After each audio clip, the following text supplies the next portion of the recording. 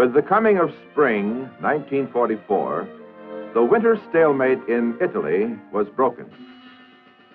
Our forces slowly resumed fighting their way up the west coast of the Italian boot toward Rome against bitter German opposition.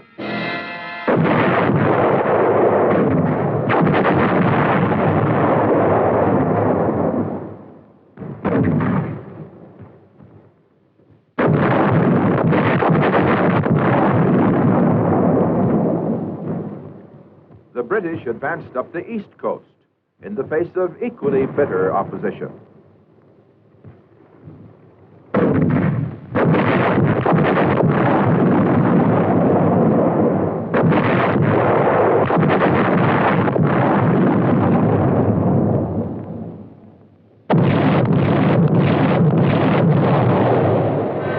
In the Pacific, troops of the 1st Cavalry Division landed on Los Negros and Manus Islands in the Admiralty Group to wipe out all Japanese resistance and complete occupation of the entire group of islands.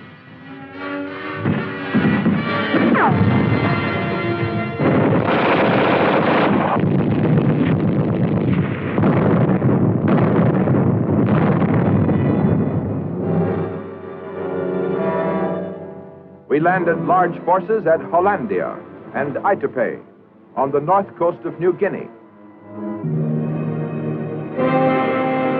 General Stilwell and his troops were fighting the Japanese in Burma.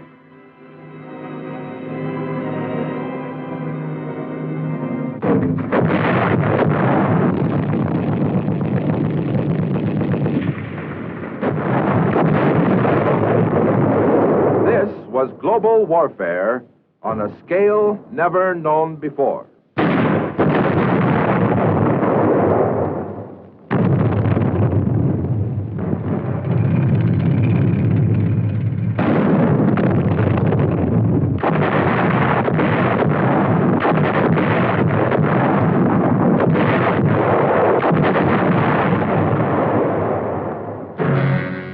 Less than 3 years before, Hitler had addressed the Reichstag. Germany, Italy, and Japan will wage common war upon the United States to a victorious conclusion. In Rome, his fascist partner had declared, Fascist Italy and National Socialist Germany, ever closely linked, participate from today on the side of heroic Japan against the United States. A Japanese militarist joined the derisive chorus. Americans have radios, automobiles, big beefsteaks. When a people has those things, they don't want to fight. Americans won't sleep in hammocks or lie in trenches. They are like a tiger whose stomach is full. They are sleepy. The American is no soldier.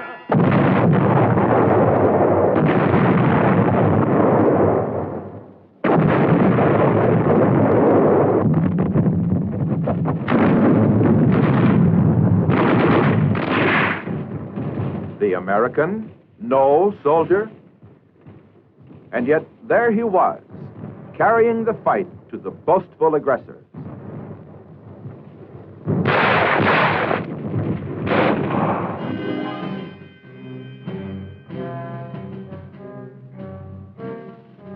The self-acclaimed Superman was learning to his bitter surprise and sorrow the fighting qualities of the American soldier.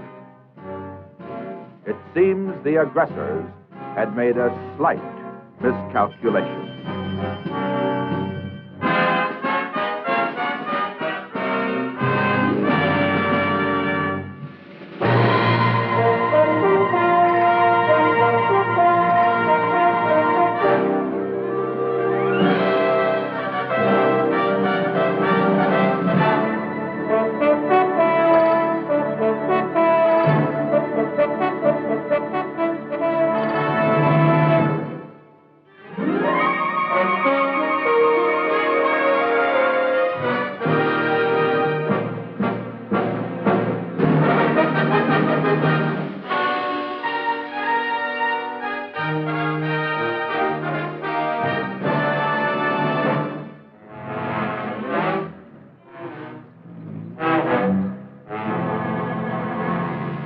In Italy, our forces pushed on through rain and mud, over mountains, across rivers, toward Rome.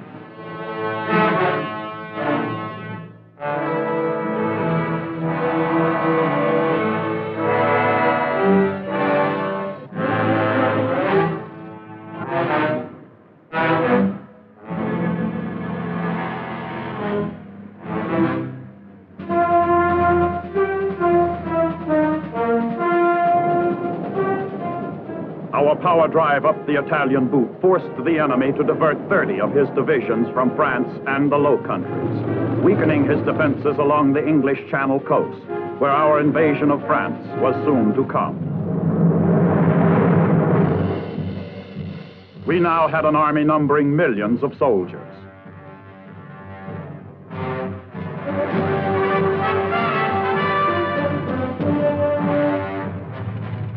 We now had 150,000 armored vehicles as compared to the 29 tanks the Army had in 1940. 400,000 artillery pieces were now engaged in the war effort compared to the 235 available in 1940.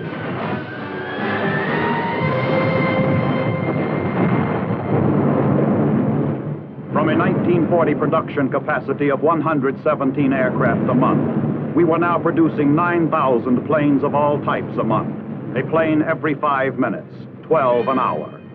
Here now was an air arm of 150,000 planes, supporting the coordinated Allied effort to wipe out enemy industry, supply routes, and communication facilities.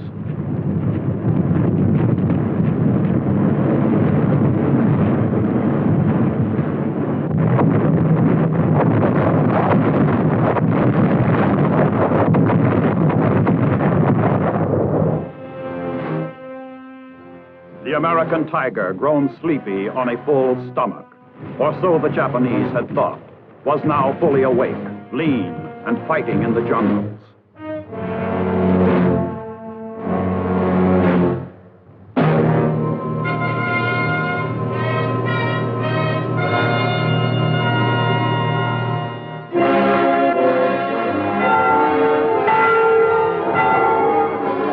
On the 4th of June, 1944, our Fifth Army captured Rome. It was a military victory, yes, but its psychological effect carried the greater impact throughout the world, for it was the first Axis capital to fall into our hands, bringing consternation and foreboding to the enemy, and fresh heart and rejoicing to the free world and its fighting forces.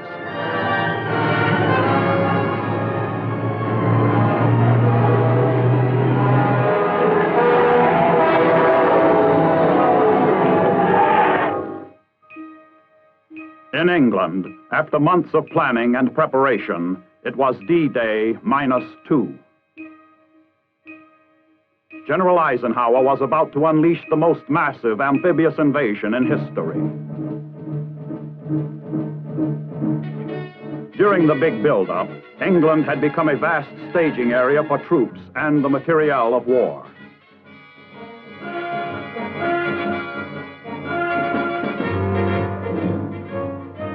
Thousands of vehicles and ready-to-be assembled combat-type aircraft. 20,000 railroad cars and 1,000 locomotives. 20 million square feet of covered storage and shop space.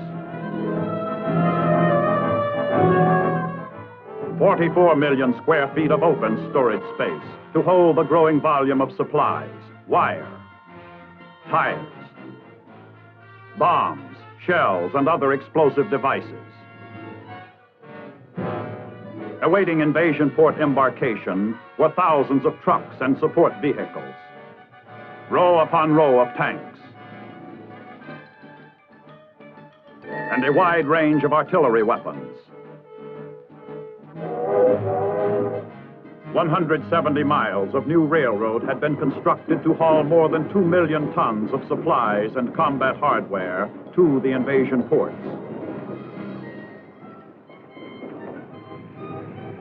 The United States Army had constructed 163 airfields in England for the Allied planes that were systematically bombing Germany day and night.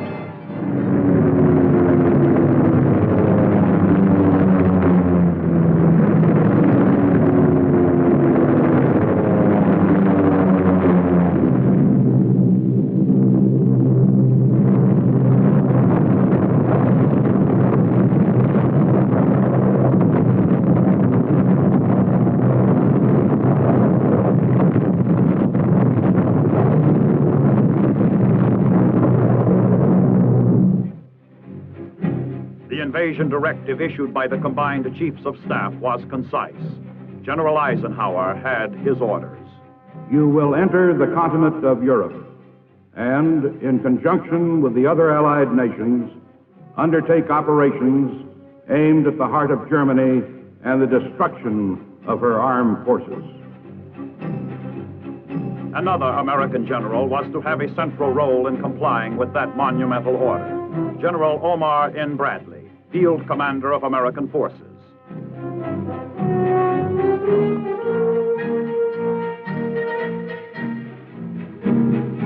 D-Day -1. Invasion forces began embarking in England. Destination, Normandy. Involved in this massive amphibious invasion were some 3 million soldiers, sailors, and airmen. 4,000 ships and boats. 20,000 vehicles of all types, and an endless list of combat support weapons.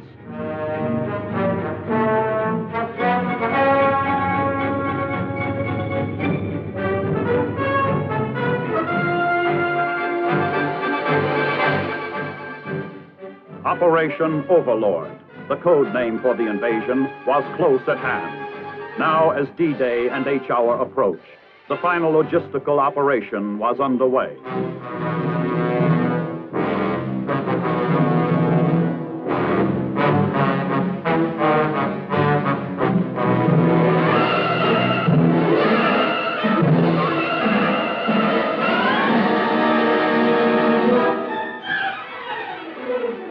In the darkness before dawn on June 6, 1944, the great invasion began to unfold.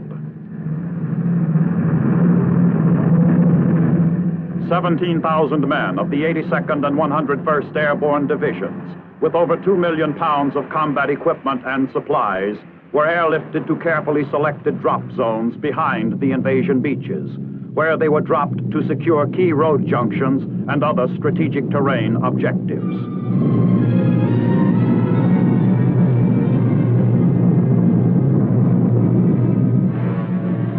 The invasion armada, the largest ever assembled, was now in position off the coast of France.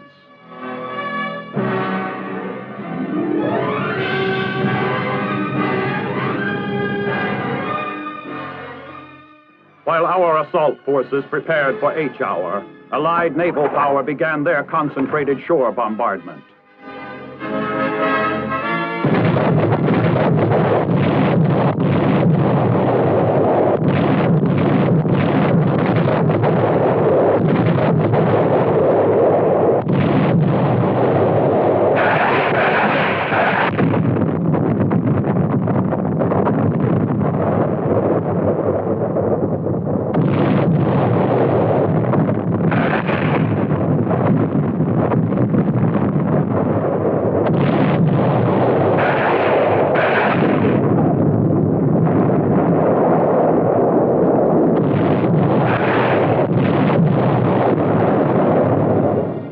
Was amphibious warfare on a scale that staggered the imagination.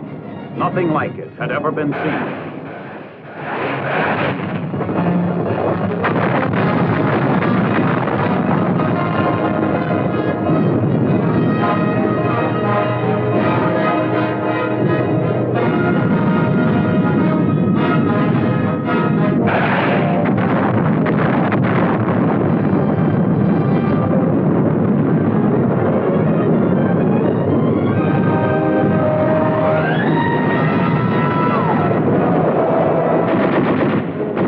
Omaha Beach, in the first assault, 30,000 American troops stormed ashore. British and Canadian forces struck at 3 different beach sectors.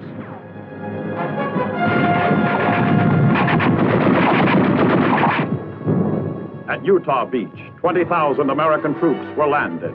By the end of the first day, our invasion force ashore totaled 120,000 men. With every passing hour, with each passing day, reinforcements streamed ashore to enlarge the beachhead with tanks, trucks, ammunition, and supplies.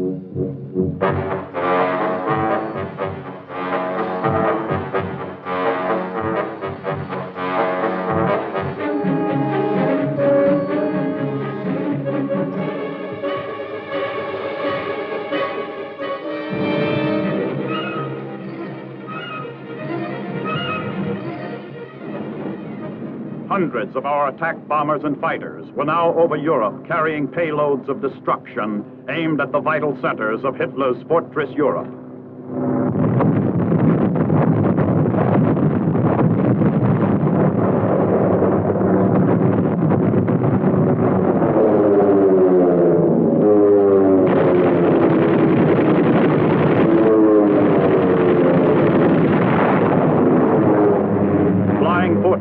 In heavy formations cascaded 3,500 tons of explosives, a ton every second, upon Nazi-held positions.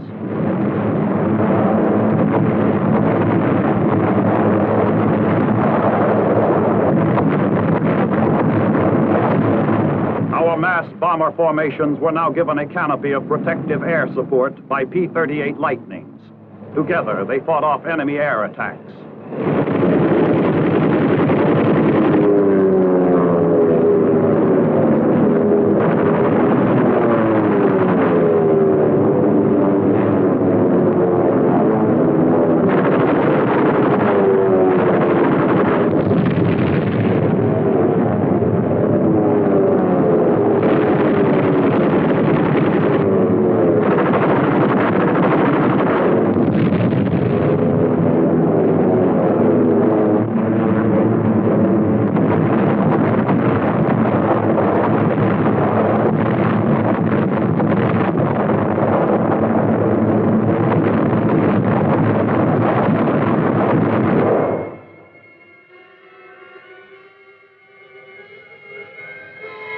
As the roar of engines and concussion of the bombs were still ringing in the ears of a dazed and battered enemy, our ground artillery opened up.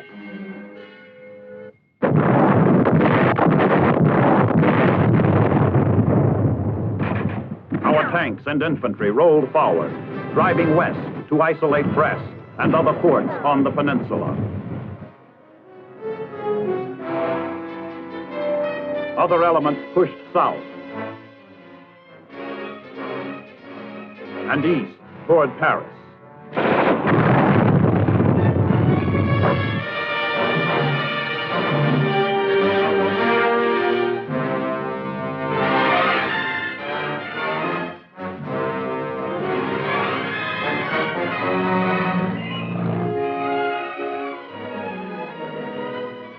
What was left of 10 German divisions was mopped up by the very men their Fuhrer had told them were not soldiers and would not fight.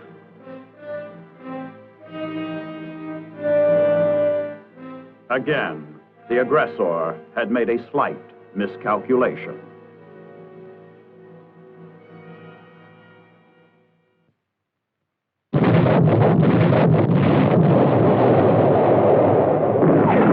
As the Germans were meeting disaster in northwestern France, the United States 7th Army, combat-hardened veterans of the fighting in Italy, hit the beaches in southern France on the morning of August 15th.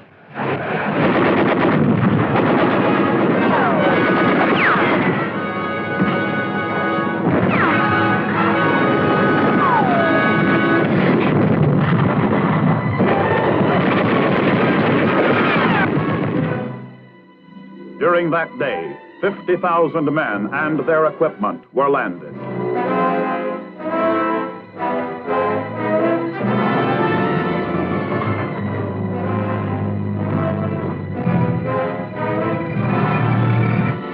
The American 6th Army Corps pushed north along the Rhone River Valley. And other troops moved eastward toward the Italian border. The drive into the heart of France was deeper now. Patton's Third Army angled toward points just east and south of Paris. The First Army flanking the Third. The Seventh now was moving up swiftly from the south.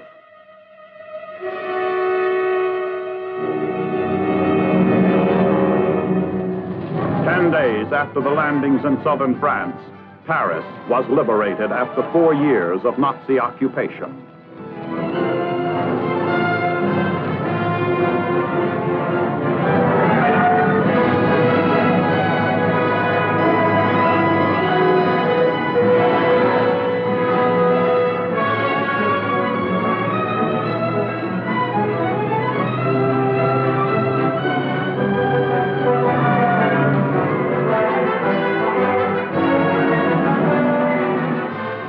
liberation of Paris, like the liberation of Rome less than 3 months before, was a cause for rejoicing, and its psychological effect was reflected throughout the free world.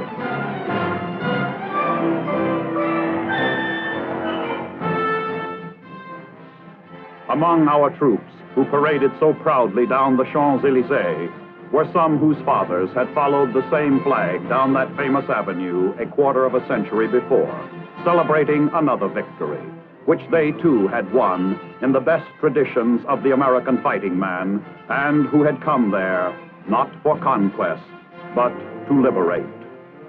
But the men of our fighting forces knew it was only one more important milestone along the rugged road to victory. Allied armies held bridgeheads all along the line of the Seine.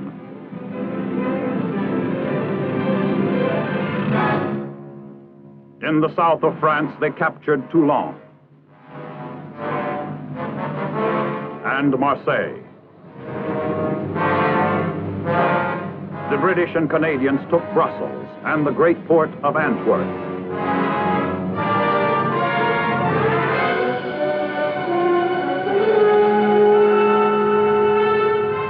The first American army pushed across the border into Belgium and drove on to Liège. The third took Verdun.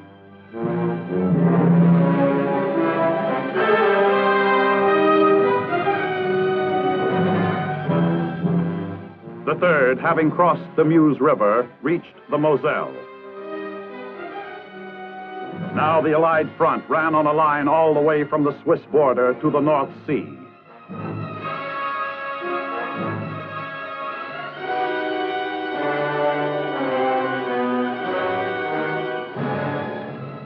Seventh Army patrols coming up from the south met patrols from the Third Army.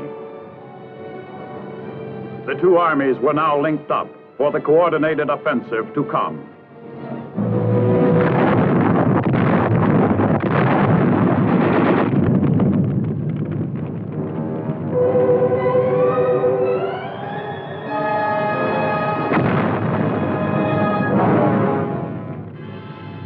Retreat for Nazi forces caught on the wrong side of the line was cut off.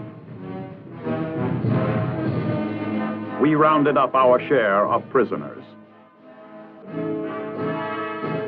The desperate plight of Hitler's armies became more apparent as the bewildered legions of a once mighty, destructive force found themselves defeated by an army they had been repeatedly told would never last on the soil of the Third Reich longer than 9 hours.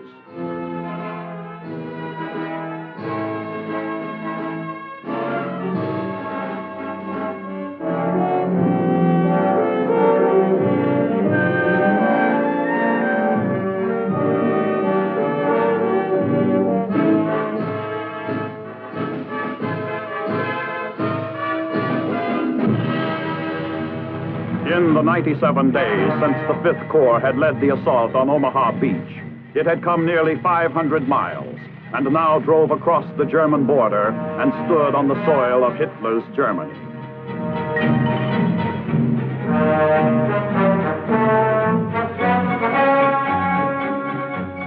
Who was it that once said, "The American was no soldier"?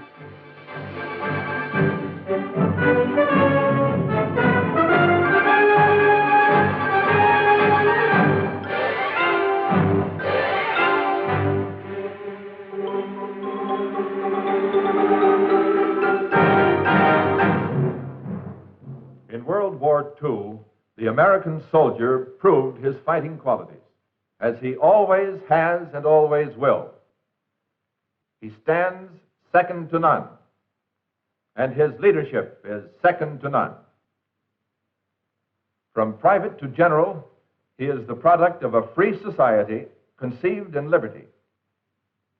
He even has the power, through his right to vote in free elections, to choose his own commander-in-chief.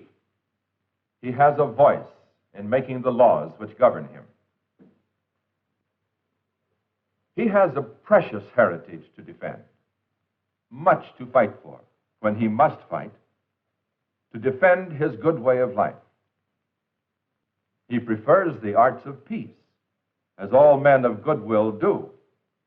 Yet he knows how to practice the arts of war. In some of the scenes filmed of the actual historic events which have been documented in this series, you have seen the reaction to the American soldier by newly liberated peoples in North Africa, Italy, and France.